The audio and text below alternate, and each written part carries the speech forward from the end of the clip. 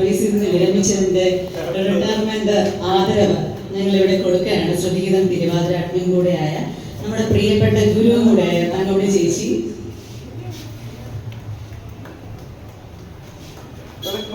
Ansa, please welcome.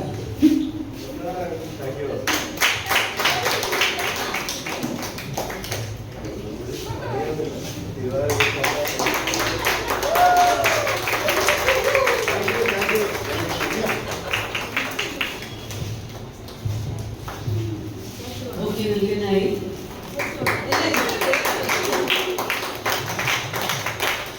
ചെറിയൊരു പാരിതോഷികം കൂടിയുണ്ട് നമ്മുടെ വകയായിട്ട്.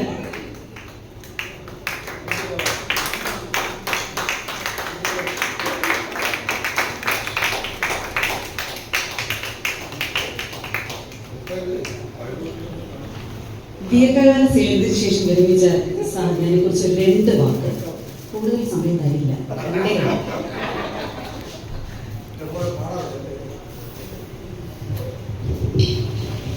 പറഞ്ഞ 2 വാക്കിൽ തീരുമില്ല. 2 വാക്ക്. 34 വർഷത്തെ സേവനം ഉണ്ടായിരുന്നു ഓഫീസിൽ. Blood bag manufacturing, blood bag ഉണ്ടാക്കുക അതാണ് ശ്രീജിത്ത് റെഡ്ഡിയും Kerala industrial development corporation plus Japan Indo Japan കമ്പനിയായി മാറി. ജപ്പാൻ കൊളാബറേഷൻ വന്ന ശേഷം അങ്ങനെ ബ്ലഡ് ബാഗ് ഉണ്ടാക്കുന്ന ഒരു ദിവസം 2 ലക്ഷം ബ്ലഡ് ബാഗ് ഉണ്ടാക്കുന്ന സ്ഥാപനത്തിലെ സീനിയർ എക്സിക്യൂട്ടീവ് ആയിരുന്നു ഞാൻ. റിട്ടയർ വേൾഡിലെ ലാർജസ്റ്റ് ആണ്. അത് ലാർജസ്റ്റ് ആവാൻ കാരണം നമ്മുടെ കൺട്രോളൊക്കെ പോലെ കൂട്ടിപ്പോകുന്ന അവസ്ഥ ഉണ്ടായിരുന്നു ആദ്യ കാലഘട്ടങ്ങളിൽ. പക്ഷെ അത് കൂട്ടാതിരുന്നതിനൊരു കാരണം എന്ന് വെച്ച് കഴിഞ്ഞാൽ ടൈപ്പ് ആയതുകൊണ്ടാണ്.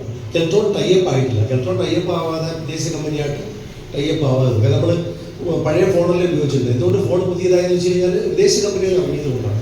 അങ്ങനെ ജപ്പാനുമായിട്ട് ടൈപ്പ് ആയതുകൊണ്ടാണ് ഇത് ഭയങ്കരമായിട്ട് ഡെവലപ്പായി. 2 ലക്ഷം ബ്ലഡ് ബാഗ് എന്ന് പറഞ്ഞാൽ നമുക്കറിയാം ഇത് തിന്നാനുള്ള സാധനമല്ല, ബ്ലഡാണ് എടുക്കുന്നത്. ഈ ബ്ലഡിൽ അത്രത്തോളം എന്താണ് കൺസ്യൂംഷൻ ആളുണ്ട്, പേഷ്യൻസ് ഉണ്ടെന്നുള്ളതാണ്. അപ്പോൾ അവിടെ 34 വർഷത്തെ സർവീസ് ഉണ്ട് കഴിഞ്ഞു. പക്ഷേ ഇനി സർവീസ് ഉണ്ടെങ്കിലും ഇനി 2-3 മാസം കൂടി എൻ്റെ സേവനം അവിടെ ഉണ്ട്. കാര്യം എനിക്ക് ശേഷം വന്ന ഒരു ബിടെക്കുകാരനെ പഠിപ്പിച്ചെടുക്കുന്ന ചുമതല കൂടിയുണ്ട്. അപ്പോൾ അങ്ങനെ ചെയ്യാണ്. അതിൻ്റെ ഇടയിൽ കൂടെയാണ് ഈ ഡ്യൂട്ടി, നൈറ്റ് ഡ്യൂട്ടി 5 ദിവസം വർക്കുള്ളൂ. 5 ദിവസമാണ് ഡ്യൂട്ടി, 8 മണിക്കൂർ ഡ്യൂട്ടി ആണെങ്കിലും before and after half hour അവിടെ പ്രസന്റ് ആയിരിക്കണം എന്നുള്ളതാണ്. ഇതായാലും അങ്ങനെ ഒരു കൃത്യനിഷ്ഠയോടുകൂടി നമുക്ക് പോകാൻ സാധിച്ചു. ആരെയൊക്കെ പേടിക്കണം, ഇങ്ങനെയൊക്കെ ഒരു സംഭവം ഉണ്ടായിരുന്നു. ഇപ്പം ആരെയും പേടിക്കേണ്ടെന്നൊരവസ്ഥയാണ്. അപ്പോൾ അതാണ് ഒരു പ്രശ്നം. കാരണം നമ്മൾ ആരോഗ്യം പേടിച്ച് ജീവിക്കണം. അപ്പോൾ ഒരു കൃത്യനിഷ്ഠയായിട്ട് നമ്മൾ പോകും. നമുക്ക് കൃത്യനിഷ്ഠയില്ല, നമുക്ക് എപ്പോഴും അവർക്ക് ഒഴിയാം അല്ലേ, നമ്മുടെ മറ്റു കാര്യങ്ങൾക്ക് വേണ്ടി ചിലവ്. കാരണം ഫുള്ള് എൻഗേജ്ഡാണ്. അതിൻ്റെ ഇടയിൽ കൂടെയാണ് എൻ്റെ ഈ പാട്ട് പരിപാടിയെല്ലാം നടന്നത്. ഇവൻ സൺഡേ വരെ ഓവർ ടൈം കൊടുത്താണ് ഡ്യൂട്ടി അവിടെ എടുക്കുന്നത്. അപ്പോൾ സൺഡേയിലും സാറ്റർഡേ നൈറ്റ് ഡ്യൂട്ടി കഴിഞ്ഞിട്ടാണ് ഞാൻ ഇവിടെ ഇരിക്കുന്നത്. കാരണം പാട്ട് എന്ന് പറയുന്നത് ഒരു ഭ്രാന്തായി മാറിയതുകൊണ്ടുള്ള ഒരു സംഭവമാണ്. അതിനോടൊപ്പം അതെല്ലാം ഓഫീസിലെ കാര്യങ്ങളാണ്. എങ്കിലും ഇന്ന് നമ്മളോടൊപ്പം സഞ്ചരിച്ച ഒത്തിരി മുഖങ്ങളെ പരിചയപ്പെടാൻ കഴിയുക എന്ന് പറയുന്നത് എനിക്ക് ഏറ്റവും വലിയൊരു സംഭവമാണ്.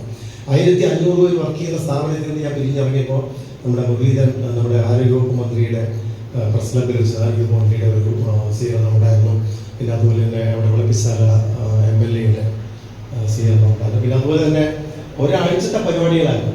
കഴിഞ്ഞ 31 റിട്ടയർ ആവുമെങ്കിൽ അതിന് മുമ്പ് ഒരാഴ്ച മുമ്പ് 23-ാം തീയതി മുതൽ മൊത്തം പ്രോഗ്രാമാണ്.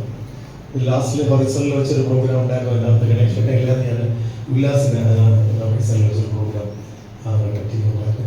ഇനിയും പാർട്ടികൾ ഒത്തിരി കളക്ട് നടത്താനായിട്ട്. കാര്യം 1500 പേരിൽ നിന്ന് ഞാൻ വിട്ട് വന്നപ്പോൾ അവർക്ക് ഭയങ്കര വിഷമമാണ്. കാര്യം അന്ന് മുതലേ റിട്ടയേർഡിലും പിന്നെ സെക്രട്ടറിയായിട്ട് 7 വർഷം വർക്ക് ചെയ്യാൻ സാധിച്ചു. അവിടെ യൂണിയൻ കോഓപ്പറേറ്റീവ് സൊസൈറ്റിയുടെ മെമ്പർ, എക്സിക്യൂട്ടീവ് മെമ്പറായിട്ട് വർക്ക് ചെയ്യാൻ സാധിച്ചു. വെൽഫെയർ കമ്മിറ്റി, ക്യാൻറ്റീൻ കമ്മിറ്റി, ഏതെങ്കിലും കമ്മിറ്റി എന്നെ പിടിച്ചിട്ടുണ്ട്. കാര്യം നമ്മൾ ഓടിക്കൊള്ളുന്നവർക്ക് അറിയാം, പിടിച്ച് വലിച്ചു കഴിഞ്ഞാൽ നീ ഓടുമെന്ന് അറിയാം. അതുകൊണ്ട് അങ്ങനെ ഒരു സോഷ്യൽ വർക്ക് പരിചയമുള്ളത് കൊണ്ടാണ് സംഗീതവുമായിട്ട് അന്ന് അവിടെ ചേർന്ന് ഒത്തിരി ഗ്രൂപ്പ് സോങ് പാടാൻ സാധിച്ചു. ജപ്പാൻകാരുടെ ദേശീയ ഗാനവും അവരുടെ വന്ദേ മാതരവും ജനഗണമന, ആ 2 പാട്ടുകൾ പാടാനായിട്ട് അവർ എന്നെ പഠിപ്പിച്ചു തന്നു. അതുപ്രകാരമാണ് ഞാൻ ട്രെയിനിങ് കൊടുത്ത്, ഞാൻ സ്റ്റാറ്റസിൽ ഇട്ടിട്ടുണ്ടായിരുന്നു. അവിടെ ആൾക്കാർക്ക് ട്രെയിനിങ് കൊടുത്ത് അവരെ പഠിപ്പിച്ച് ശരിയാക്കാം. അവർക്കൊരു ഭയങ്കര വിഷമം, എനിക്ക് വിഷമമാണ്. കാര്യം ഒത്തിരി കലാകാരന്മാരുടെ ഇടയിലാണ് ഞാൻ ചാടിയത്. അവിടെ ഒത്തിരി കലാകാരന്മാർ ജോലിയുടെ ഇടയിൽ തന്നെ ചെയ്യുന്നു. കണ്ണ് മാത്രമേ വെളി കാണാൻ സാധിക്കൂ, കണ്ണ് വെളി കാണാൻ സാധിക്കില്ല. നമ്മുടെ ഡ്രസ്സിൽ തന്നെ ഗോഗിൾ ഇട്ടിട്ട് കണ്ണ് വരെ മറിയുകയാണ്. കയ്യിൽ ഗ്ലൗസ്, പൂർണ്ണമായി കാലിൽ മുട്ട് വരെയുള്ള ഷൂവും ഇട്ടുള്ള ഒരു വേഷമാണ്. അതായത് ഓപ്പറേഷൻ തിയേറ്ററിനേക്കാളും സ്റ്റെറൈലായിരിക്കണം ഈ ബ്ലഡ് ബാഗ് ഉണ്ടാക്കുന്ന റൂം. 12 ഏക്കർ സ്ഥലത്താണ് ഇത് ഇരിക്കുന്നത്, ഉയർപ്പുറം എന്ന ഭാഗത്ത്. ഓപ്പറേഷൻ രോഗിക്ക് കൊടുക്കുന്ന ബ്ലഡിൽ എന്തെങ്കിലും സംഭവിച്ച രോഗി തട്ടിപ്പോകും. അപ്പോൾ അത് ഉണ്ടാകാതിരിക്കാൻ വേണ്ടിയിട്ട് തിയേറ്ററിനേക്കാളേറെ സ്റ്റെറൈലാണ്. സ്റ്റെറൈല് ഇത് എന്താണ് പറയുക, ഈ ഓരോ ആഴ്ചയിലും 3 വരെ വാഷിംഗ് ഉണ്ട് ഡിറ്റർജൻറ്റ് വെച്ചിട്ട്. ഒത്തിരി ഇത് വളരെ ടെക്നിക്കൽ ആണ്, പറഞ്ഞ് മനസ്സിലാക്കുക. എന്തായാലും അവിടെ ഒത്തിരി ആൾക്കാരുടെ നിന്ന് വന്ന് എനിക്ക് ഇപ്പോൾ 14 വർഷമായിട്ട് ഒത്തിരി വ്യായരോടൊപ്പം ഒരുപാട് മുഖങ്ങളെ പരിചയപ്പെടുന്നതിനും ഒരുപാട് സന്തോഷത്തോടെ ഇനി ഈ സംഗീത ലോകത്തായിരിക്കും നിങ്ങളോടൊപ്പം ഇനിയുണ്ട് ഇന്നുണ്ട്. ലേഡീസിനെ അനുഗ്രഹിക്കുമെങ്കിൽ നമുക്ക് സ്ത്രീയുടെ പ്രസ്ഥാനം ഇതൊന്നും അല്ല, ഒരുപാട് മാറ്റിയെടുക്കാൻ സാധിക്കും. ഒരുപാട് ഓർക്കസ്ട്ര പ്രോഗ്രാം വെച്ച് പാടുന്നതിനുള്ള ഒരു മോട്ടിവേഷൻ അത് എന്തായാലും സ്ത്രീയിൽ ഉണ്ടാവും. നമ്മൾ ഒരുപാട് പേർക്ക് ഫിനാൻഷ്യലി നമ്മളിവിടെ എന്താണ് ലോ ബഡ്ജറ്റിൽ പിടിച്ചുപറി സ്ഥാപനം അല്ല. അങ്ങനെ എന്തെങ്കിലും തോന്നണേ തീർച്ചയായിട്ടും വിളിച്ച് പറയാം, ഇങ്ങനെ നിങ്ങൾ ചെയ്യുന്നല്ലോ, അതെന്താണ് നിങ്ങൾ പറയാൻ പ്രസംഗിക്കുന്നതൊന്നും ചെയ്യുന്നതൊന്നും ഒരിക്കലല്ല. അത് സുല്യയുടെ മോട്ടോയാണ്. ഞങ്ങൾ എപ്പോഴും ആ രീതിയിൽ തന്നെയാണ് ചെയ്യുന്നത്. അപ്പൊ അതുകൊണ്ട് എന്തെങ്കിലും ഡിഫക്റ്റ് ഉണ്ടെങ്കിൽ സംഘടന വിട്ടു പോകണമല്ലോ, ചിലപ്പോൾ നടന്നുകൊണ്ടിരിക്കുകയാണ്. അപ്പൊ എന്തായാലും അത് നമുക്ക് അപ്പൊ എന്തായാലും നമ്മുടെ പ്രോഗ്രാം സംഘടിപ്പിച്ച ഞാൻ പറഞ്ഞു, നിങ്ങൾ എന്തെങ്കിലും പരിപാടി ഒപ്പിക്കുമ്പോൾ വേറൊരു ഐഡിയ എന്നോട് പറഞ്ഞാണ്, ഞാൻ വേണ്ടെന്ന് പറഞ്ഞാണ് എന്നത്.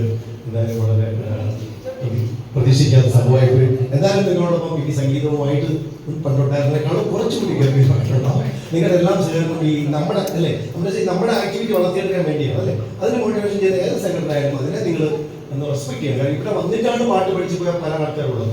അപ്പൊ നമ്മൾ അറിയണം ബേസിക് എവിടെ നിന്നാണ് ഞാൻ പോയത്, എവിടെ നിന്നാണ് പാട്ട് പഠിച്ചു വന്നത്. സംസാരിച്ചില്ല ജപ്പാൻകാര് സാറിനെ പാട്ട് പഠിപ്പിച്ചു എന്ന് പറഞ്ഞു ദേശീയ ഗാനം. സാറല്ലേ ഒരു 2 വരി ഇപ്പം